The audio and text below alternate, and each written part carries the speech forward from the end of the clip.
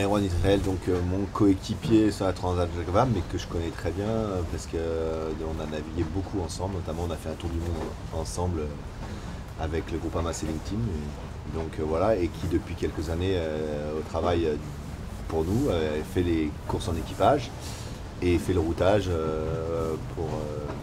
depuis maintenant 2-3 ans sur toutes les courses. Donc voilà, c'était un choix évident pour moi. Charles, il a fait quelques milles, donc de mémoire, là, si je ne me trompe pas, je dirais vainqueur de la solitaire en 2004. Je sais pas si c'est bon, c'est la bonne année. Ouais, c'est vrai. Et puis bah, après, il a enchaîné sur du plus gros, toutes sortes de bateaux. Bah, la Volvo, effectivement, avec Groupama, on a fait ensemble, mais il a fait aussi plein de Jacques Vabre avant. Vainqueur de la Volvo avec Dongfeng.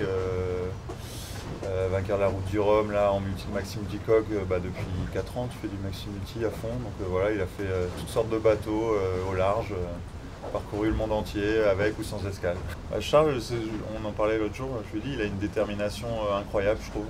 Il met une énergie dans tout le projet, pas que sur l'eau, hein. En mer c'est évident, ça, tout le monde le voit, mais aussi à terre pour faire en sorte que le projet aille de l'avant tout le temps, il laisse aucun détail, il s'occupe de plein de choses, de tout, avec beaucoup d'énergie. Et voilà, moi c'est ça qui m'impressionne le plus chez lui, en plus de la partie navigation, mais là je la connaissais depuis très longtemps, où je sais qu'il excelle, on l'a vu sur la route du Rhum l'année dernière.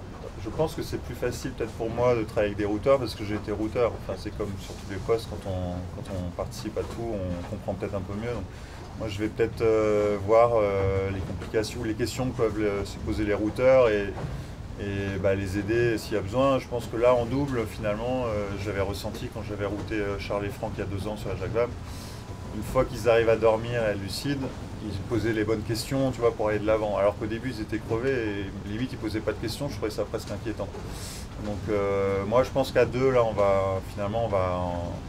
à moins que le début soit très compliqué, mais je pense qu'on va être assez lucide pour jeter un œil et les aider s'ils se posent des questions, ou même nous, les conseiller, on connaît mieux le bateau. Donc, voilà, je pense qu'à ce niveau-là, ça va plutôt bien se passer. Oui, en fait, c'est plus par l'expérience et c'est très riche justement d'avoir Erwan qui a fait beaucoup de routage parce qu'il a vu tous les problèmes qui se posaient, les frustrations qu'il pouvait avoir à terre. Nous, on a des frustrations en mer et lui, il peut avoir des frustrations ou des problèmes de communication. Et donc là-dessus, on progresse et je pense qu'il va être de bons conseils pour l'équipe, qui va nous router sur la Jacques Vabre. Donc ça, c'est plutôt positif. Et puis effectivement, moi, je suis content de l'avoir à bord parce que je sais qu'il va jeter un œil sur la météo et il excelle vraiment dans ce domaine-là parce que il a toujours été très bon, mais là, ça fait 3-4 ans 3 ans qu'il nous route. Quand tu routes, tu passes énormément de temps à réfléchir à la météo, à te poser des problèmes, à router. Et tu t'emmagasines de l'expérience, des réflexes que moi j'ai un peu perdu parce que ça fait 3-4 ans que je me fais router. Et quand j'avais Franck à bord, et c'était lui qui surveillait beaucoup la météo aussi, et moi j'étais plus sur la performance du bateau. Donc on va pouvoir garder ce schéma-là et ça me plaît bien. Bon, écoute, sortir de la Manche, c'est toujours compliqué. D'abord, il faut aller à la Pointe Bretagne et c'est souvent du courant, ou souvent face au vent, donc il y a des choix tactiques. Et après, tu ouvres la porte du golfe de Gascogne, qui est toujours un passage aussi complexe, souvent, bon, aller au moins jusqu'au. L'objectif, c'est souvent d'aller attraper les alizés qui sont souvent présents, pas toujours. Et tu commences à vraiment rentrer dedans au sud de l'Espagne, donc il y a toute cette partie golfe de Gascogne où la mer peut être mauvaise, souvent du mauvais temps, des fronts, souvent face au vent. Et puis après, on va rentrer dans la chaleur et le portant, j'espère, même si là, ça n'a pas l'air tout à fait de se configurer comme ça. Et là, ça va être la grande descente dans l'Alizé de l'Atlantique Nord. Là, c'est souvent une course de vitesse et un peu de placement aussi pour passer le poteau noir.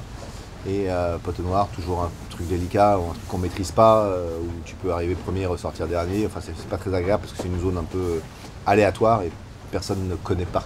Personne n'est capable de dire ça va se passer comme ça, même les meilleurs météorologues. Zone difficile. Et après, ce que j'aime beaucoup, le nouveau parcours, parce que l'année dernière, on faisait un aller-retour vers tout droit, il n'y avait pas grand intérêt, c'était une course de vitesse, il n'y avait aucun choix tactique. Là, en allant à l'ascension, on va se retrouver face au vent. Donc, face au vent, ça veut dire qu'il y a des choix à faire à l'aller et au retour. Donc, il va y avoir un grand bord de près, un grand bord de portant. Et ça, c'est bien. Et après, une fois qu'on aura passé l'ascension, portant, et là, c'est portant jusqu'à l'arrivée, avec quand même un passage de poteau noir qui, comme on va le passer beaucoup plus à l'ouest, qui est plus facile. Mais voilà, donc non, ça va être une course très tactique et il peut se passer beaucoup de choses jusqu'à l'arrivée. C'est ça qui est bien, le jeu peut rester ouvert jusqu'à l'arrivée, parce que c'était un peu moins le cas que la dernière fois où on avait une belle avance et puis après c'était un peu du tout droit. Donc ouais, non, ça va être un beau parcours. Ouais, bah là on a eu l'occasion de se confronter avec les autres. Alors Sodebo non, parce qu'ils ont fait beaucoup de changements sur le bateau et on n'a pas eu l'occasion de se confronter à eux. Mais en tout cas SVR et Banque Populaire, et Actuel, on a fait les 24 heures ultimes et puis on a fait aussi des entraînements avec certains. Et bah, on voit que ça se joue dans un mouchoir de poche. Donc on s'est éclatés tous, c'est très serré. On a l'impression d'avoir vraiment progressé nous à certaines allures. Là où peut-être qu'on avait un petit manque, on a l'impression que c'est presque devenu notre point fort. Et à l'inverse, eux, ils ont énormément progressé aussi. Donc pour l'instant, ça joue à touche-touche. C'est ça qui est génial. Sur les entraînements ou les 24 heures ultimes, on ne s'est jamais quitté. Donc j'ai l'impression que cette course, ça va vraiment être un sprint de 15 jours finalement, où on ne pourra jamais se relâcher. Et je ne pense pas qu'il y ait un bateau qui va prendre la poudre d'escampette. Je pense que ça va vraiment se jouer à rien. Moi, c'est plus pour la partie solitaire et pour ce qui va passer après la tournée de Jacques Vabre, parce que le mener en double ou en équipage, je suis le marin qui a fait le plus de milles sur les bateaux volants depuis le début avec Franck. On a fait beaucoup de milles avec Erwan aussi, qu'on connaît parfaitement. Et c'est plus à me gérer en solitaire. Bah, le problème, c'est qu'on change complètement d'exercice. La Route du Rhum, c'est un sprint. Ce que j'ai appris, c'est que je ne pourrais pas tenir le rythme que j'ai mis, l'intensité que j'ai mis dans la Route du Rhum. Je ne pourrais pas le tenir sur un Tour du Monde. Voilà, ce que j'ai repris, c'est que j'ai repris confiance aussi sur mes réflexes de solitaire. J'ai toujours été très à l'aise dans cet exercice-là, mais ça faisait 10 ans que j'en ai pas fait. Et j'avais jamais fait de bateau plus gros que 10 mètres en solitaire. J'avais fait beaucoup de doubles. Donc voilà, j'ai vu que par rapport aux experts que sont par exemple Thomas ou Armel, qui ont tellement de milles en solitaire sur ce type de bateau ou autres, j'étais dans le match, mais qu'il faut que je fasse attention à ma gestion de l'intensité, quoi. Tu peux pas faire mieux, mais tu peux faire moins bien. Donc il faut se concentrer, on a beaucoup travaillé pour essayer de faire aussi bien, mais ça ne veut pas dire grand-chose. C'est juste c'est juste une belle note sur notre palmarès, mais ça ne veut pas dire qu'on n'a pas envie d'en gagner une autre. Et voilà. Oui, dans la catégorie ultime, je crois que tous les bateaux qui s'alignent sur le départ visent la victoire. Les teams sont là pour la gagne et tout le monde a des bateaux neufs, à part Actual, qui est un bateau un peu plus ancien. Voilà, les 3 bateaux récents qui étaient plus récents la dernière édition, qui avaient un peu peut-être des problèmes de jeunesse, aujourd'hui sont bien au point. Et les marins ont bien appris à s'en servir. Donc comme dit Erwan, on l'a vu récemment, ça ne se passe plus comme avant les courses. Là, on est vraiment un coup l'un, un coup l'autre. Donc ouais, ça va être disputé, ça va être intéressant parce qu'il y a 5 bateaux, mais c'est 5 très, très serré. C'est un beau plateau.